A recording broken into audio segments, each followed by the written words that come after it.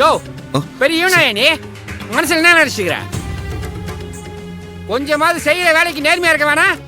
பாரு, தொழில நேர்மையா இல்லாதவன் வாழ்க்கையில முன்னேறதா சரித்திரமே இல்ல. உன் மனசுல என்ன நீ பெரிய வசதியான வீட்டு பையன் நினைப்ப? ஒரு சாதாரண வீட்டு பையன் ஏதோ கஷ்டப்படுற பையன் வேலை போட்டு கொடுத்தா உன் இஷ்டத்துக்கு திமிர்ல ஆடுற? இல்ல சார், அது வந்து ஏய் பேசாதே நீ. நான் உன் மேல சம கடுப்புல இருக்கிறேன். யோ, நான் உனக்கு கொடுத்த ஃபர்ஸ்ட் டியூட்டி அது. நீ என்ன நான் உங்களை அவசர அவசரமா கூட்டு போயிட்டு தாம்பரத்தில் அம்போ விட்டு வந்துட்ட. ஃபர்ஸ்ட் டியூட்டிலே இப்படி பண்ணிட்டியா? நான் உன்னை நம்பி எப்படி ரெகுலரா டியூட்டி கொடுக்க முடியும்? இது போதாதுன்னு அவங்க கிட்ட ரொம்ப ரூடா நடந்துருக்குற அப்படின்னு அவங்க எங்கிட்ட கம்ப்ளைண்ட் பண்றாங்க. என்னையா இதெல்லாம்? சார் அது ஒண்ணும் இல்ல. அது யோ, இதெல்லாம் எனக்கு சரிப்பட்டு வராதியா. இந்தா இதெல்லாம் வாங்கிக்க.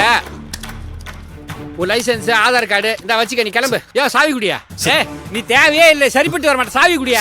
சார் அப்படிலாம் சொல்லாதீங்க சார். என்ன சொல்லாதீங்க? கஸ்டமர் போன் போட்டு கத்துறாரியா? யோ, அவர் எனக்கு ரெகுலர் கஸ்டமரியா, பெரிய ஆளு, அடிக்கடி கார் புக் பண்றவர் நம்ம கிட்ட. சொல்லித்தானே நான் உன்னை அனுப்புனாங்க. இல்ல சார், ஒரு எமர்ஜென்சி வேலை, அதனால அப்படி போக வேண்டியதா ஆயிடுச்சு. யோ சும்மா வாய முடியா? இந்த ஒரு தடவை விட்டுருங்க சார், திரும்பி இந்த மாதிரி நடக்காம பாத்துக்கிறேன் சார். இல்ல, உன் மேல எனக்கு நம்பிக்கை இல்ல. உங்ககிட்ட நேர்மை இல்ல, பொய் பித்தலாட்டம் ரொம்ப ஜாஸ்தியா இருக்கு. சார் அப்படிலாம் இல்ல சார், அப்படிலாம் சொல்லாதீங்க சார், கஷ்டமா இருக்கு. இந்த பாரு, நீ என்ன சொன்னாலும் சரி, என்னால ஏத்துக்கவே முடியாது. என்கிட்டயே நீ இப்படி நடந்துக்கிறன்னா உன் பொண்டாட்டிக்கிட்டையும் உன் குடும்பத்திட்டையும் எப்படி நடந்துக்குவ? யோ, உன்னை பார்த்தாலே கோபமா வருதியா? யோ கிளம்பியா? சார் சார், நான் என்ன காரணத்துக்காக அப்படி பண்ணேன்னு தெரிஞ்சா கண்டிப்பா நீங்களே புரிஞ்சுப்பீங்க சார். சரி, அப்படி என்னதான் காரணம் சொல்லியா? சார், என் பொண்டாட்டியோட தங்கச்சி தேவிக்கு பிரசவ வலி வந்ததால அவளை ஹாஸ்பிட்டல் கூட்டு போயிருக்காங்க. அங்க போன சமயத்துல லிஃப்ட் ஸ்டக் ஆகி அதுல மாட்டிட்டாங்க சார். அந்த நேரத்துல எனக்கு வீட்ல இருந்து ஃபோன் பண்ணாங்களா, எனக்கு வேற வழி இல்லாம கஸ்டமரை அவசர அவசரமா இறக்கி விட்டுட்டு போக வேண்டியதா ஆயிடுச்சு சார். வீட்டில் இருக்க ஆம்பளையா நான் தானே சார் கூட இருக்கணும். என் பொண்டாட்டியும் அவ குடும்பமும் கஷ்டத்தில் இருக்காங்கன்னு தெரிஞ்சும் நான் எப்படி சார் போகாம இருக்க முடியும்? எல்லா சூழ்நிலையிலையும் என்ன கஷ்டம் வந்தாலும் என் பொண்டாட்டிக்காக நான் தானே சார் கூட நிற்கணும். அவ கஷ்டத்தை தீர்த்து வைக்கணும்னு நினைக்கிறவண்ணா. அப்படி இருக்கும்போது அவளுக்கு ஒரு கஷ்டம்னா போகாம இருக்க முடியுமா சார்? சார், நீங்க அன்னைக்கு கூட என்கிட்ட சொன்னீங்களே சார், பொண்டாட்டியை மதிக்கணும், அவளுக்கு முக்கியத்துவம் கொடுக்கணும்னு சொன்னீங்களே சார். அதான் சார் நானும் பண்ணியிருக்கேன். யோ, இது எந்த படத்தோட கதையா? இவருக்கு போன் வந்துதான் அந்த அம்மா லிப்ட்ல மாட்டிக்கிச்சா, இவர் போனாராமா, காப்பாத்திட்டு வந்துட்டாராமா. இதெல்லாம் நம்புற மாதிரி இருக்கா?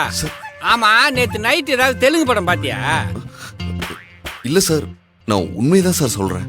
நான் உன்னை நம்ப மாட்டேன். உன் பொண்டாட்டிக்கு போன் பண்ணு.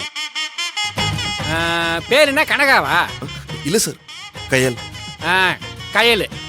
அவங்களுக்கு போன் போடு, அவங்க சொல்லட்டும், நான் நம்புறேன். ஆஹா, நான் பெரிய கார்ப்பரேட் கம்பெனில சிஇஓவா இருக்கேன்னு சொல்லியிருக்கேன். இவரு வேற போன் பண்ண சொல்றாரே, இப்ப என்ன பண்றது? யோ, என்னையா யோசிக்கிற? போன போடு. நீ சொன்னது உண்மைதான்னு உன் பொண்டாட்டி வாயால சொன்னாதான் உனக்கு இங்க வேலை. இல்லன்னா உன் வேலையை பார்த்துட்டு நீ கிளம்பு. சரிங்க சார். என்ன வேலையை பார்த்துட்டு கிளம்புறன்றியா? இல்ல சார், போன் பண்றேன். பண்ணு.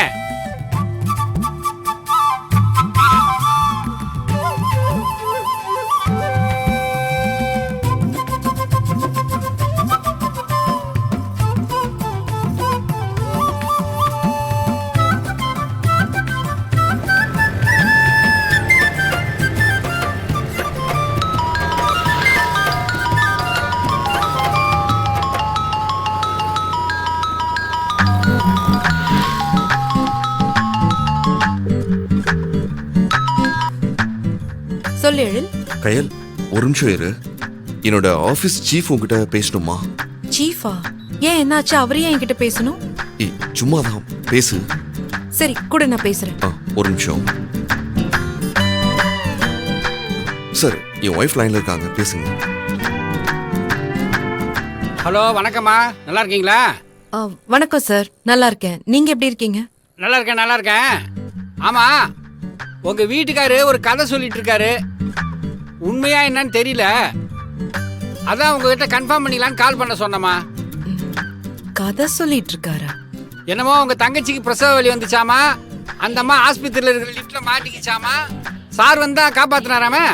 இதெல்லாம் உண்மையாமா? ஆமா சார், உண்மைதான் சார். என்னது?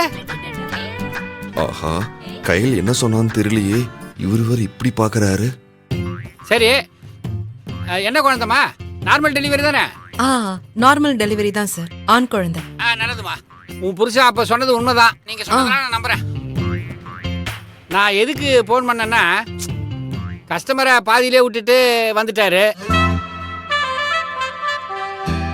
அதனால தான் கேட்டேன்.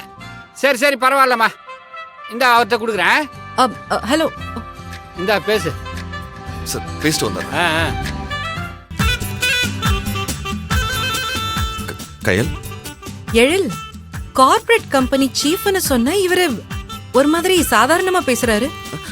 அவர் அப்படிதான், ரொம்ப எளிமையான மனுஷன். வசதியானவங்க, பணக்காரங்கன்ற அகங்காரமே இல்லாம எல்லார்கிட்டயும் சாதாரணமா பழகுவாரு. ஆமா, அவர் ஏன் உன்னை நம்பாம என்கிட்ட கிராஸ் செக் பண்றாரு? அது இப்பதானே வேலைக்கு சேர்ந்திருக்கேன். அதுவும் இல்லாம நேத்து அங்க சொல்லாம கொள்ளாம கிளம்பி வந்துட்டேன்ல. இல்ல, அவர்தோ கஸ்டமரை பாதியிலே விட்டுட்டு வந்துட்டேன்னு எந்த கஸ்டமர்? அவர் என்ன பேசுறாரு? ஏய், நான் உன்கிட்ட தான் பேசிட்டு இருக்கேன். அது அது அது ஒண்ணும் இல்ல, கிளைண்ட் தான் அப்படி சொல்றாரு, வேற ஒண்ணும் இல்ல. வேற ஒண்ணும் இல்லல்ல? வேற ஒண்ணும் இல்ல கயல். சரி, நான் டியூட்டிக்கு போயிட்டு இருக்கேன். ஈவினிங் பார்க்கலாமா? சரி சரி ஓகே, நான் வச்சிடுறேன், பார்த்து போ.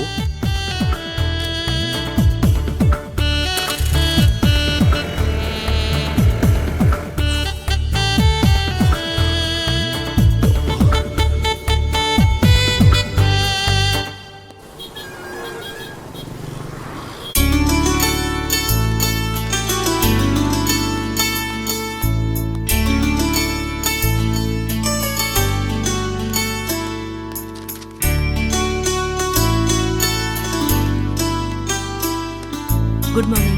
Good morning.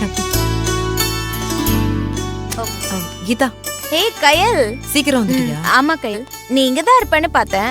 ஆனா நீ தேவியை டிஸ்சார்ஜ் பண்ணி கூட்டிட்டு போயிட்டேன்னு சொன்னாங்க. ஆமா, நார்மல் டெலிவரிங்கிறதுனால எந்த பிரச்சனையும் இல்லைன்னு சொல்லி டாக்டர் டிஸ்சார்ஜ் பண்ண சொல்லிட்டாங்க. அதான். தேவி இப்ப எப்படி இருக்கா? எல்லாம் ஓகே தானே? நல்லா இருக்கா. ஆமா, விக்னேஷ் வந்து தேவியை பார்த்தாரா? ம்ஹும்.